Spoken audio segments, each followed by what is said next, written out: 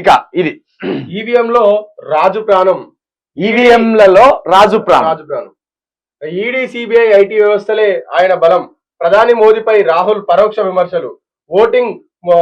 Voting మిషన్లను దుర్వినియోగం చేస్తున్నారని ఆరోపణ. ప్రజల మద్దతు తమకే ఉందని ధీమా. ముంబైలో ముగిసిన న్యాయయాత్ర, పాల్గొన్న ఇండియా కూటమి నేతలు. ఇక నిజమే, బాబాసాహెబ్ అంబేద్కర్ గారు ఏమన్నారంటే, ఇప్పుడు ఏమంటారండి ఇక్కడ రాహుల్ గాంధీ, ఈవీఎంలలో రాజు ప్రాణం ఉన్నది అంటాను. ఆ రాజు అంటే ఎవరు? మోడీ అన్నట్టు.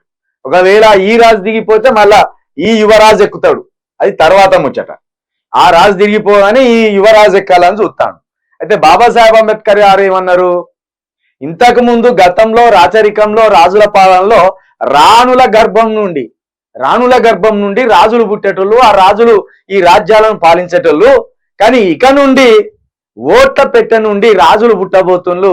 ఈ ఓటు యొక్క ప్రాధాన్యతను తెలుసుకోండి మీరని బాబాసాహెబ్ అంబేద్కర్ గారు ఓటు హక్కు సాధించిన రోజు ఈ దేశ ప్రజలకు సందేశం ఇచ్చింది.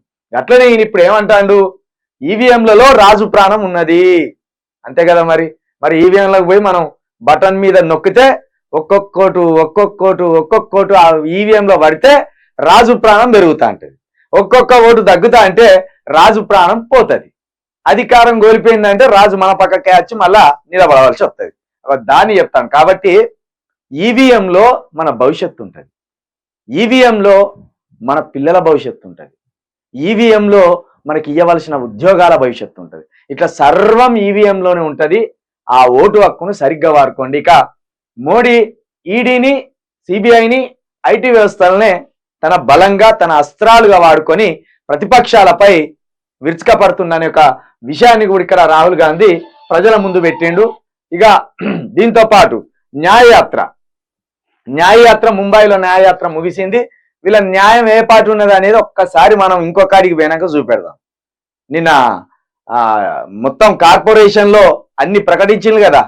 కార్పొరేషన్లలో ఎవరెవరు ఎంతమందిని పెట్టిండ్రు, రెడ్డిలను, ఎస్సీలను ఎంత వాటిని పెట్టిండ్రు, వీళ్ళకి న్యాయం ఎంత ఉన్నది, మళ్ళా దోపిడీదారుడే న్యాయం చేస్తా అన్నట్టు ఉంటది అన్నట్టు కాంగ్రెస్ పార్టీలో. కాబట్టి న్యాయయాత్ర కాదు ఇది, అన్యాయ యాత్ర ఇది. బీజేపీ యాత్రలు చేసినా, రాహుల్ యాత్రలు చేసినా ఇది ఎస్సీ బీసీ ఎస్టీల కోసం చేసే యాత్రలు కాదు. ఇవి వాళ్ళ పార్టీలను గెలిపించుకోవడానికి, వాళ్ళ పార్టీలో గెలిచినాక ఇక్కడ బ్రాహ్మణ్ కాదా. ఇప్పుడు మన దేశం ప్రకారం చూసుకుంటే వీళ్ళ అమ్మ ఎంత ఇటీ అయినా వీళ్ళ నాయన బ్రాహ్మణ్, కాబట్టి ఈయన బ్రాహ్మణే. మరి మోడీ ఎవరు? మోడీ కోట ఆయన. నువ్వు కాకపోతే నేను కాకపోతే నువ్వు. పార్టీల పేర్లు మారుతాయి కానీ కులాలు మారాయి. కాబట్టి ఇది న్యాయయాత్ర కాదు.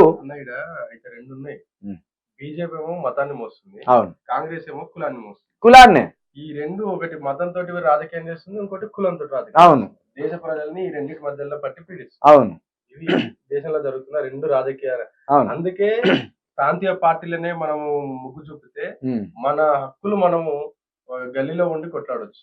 ఇప్పుడు వీళ్ళు ఏం చేయాలన్నా ఢిల్లీకి పోయి ఢిల్లీ దగ్గర నుంచి కొట్లాడి వాళ్ళ దగ్గర నుంచి కొట్లాడు. ఎక్కడిది ఇప్పుడు ఢిల్లీ దగ్గరికి పోగానే నువ్వు ఢిల్లీ నీ వచ్చి ఏం దినేష్ నాకు డబ్బులు అని గలబట్టి అడుగుతానా? ఏం చేస్తా? అయ్యా సార్ కొంచెం మాకు బడ్జెట్ రిలీజ్ చేయర్రి, మా ప్రాంతంలో కాలేజీ లేదు, కాలేజీ కావాలంటే మాకు ₹1 2 కోట్లు కావాలి, 20 కోట్లు అయినా కావాలి, దాన్ని పెడతా సార్ అని అడుగుతాడు. ఇప్పుడు రేవంత్ రెడ్డి పోయి ఈయన గలబట్టి అడిగేటోడా? ఇప్పటికి ఎన్నిసార్లు? 20 సార్లు పోయి ఉండొచ్చు. ఒకవేళ ఇక్కడనే కేసీఆర్కి ఒక 10 సీట్లు వచ్చినాయి, ఎంపీ సీట్లు, ఏం జరుగుతుంది? ఖచ్చితంగా అనుకున్నట్టు ఇప్పుడు మోడీకి అనుకున్న మెజార్టీ రాలే అనుకుందాం, బార్డర్ కాడికి వచ్చి ఆగిపోయింది అనుకుందాం. ఇదే రాహుల్ గాంధీకి కూడా బార్డర్ కాడికి వచ్చి ఆగిపోయింది అనుకుందాం. ఇంకో 50-60 సీట్లు అవసరం పడ్డాయి అనుకుందాం. ఇక్కడ మనకు 10 సీట్లు కేసీఆర్ కొత్త ఏం చేస్తారు?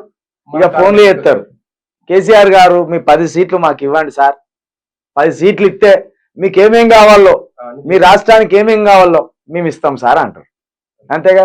ఒకవేళ ఈయన గెలిచిన ఈయన పోయి సలాం కొట్టేటోడే తప్పించి జులుం చేసేటోడు అయితే కాదు. రాష్ట్రం కోసం పోరాడేది అసలు సోనియా గాంధీ దగ్గరికి పోయి, రాహుల్ గాంధీ దగ్గరికి పోయి, లేకపోతే మోడీ దగ్గరికి పోయి, రేవంత్ రెడ్డి కావచ్చు, కిషన్ కావచ్చు, మన కుర్కురే కిషన్ రెడ్డి కావచ్చు, సలాం కొట్టేటోళ్ళే కాబట్టి జులుం చేసేటోళ్ళు కాదు.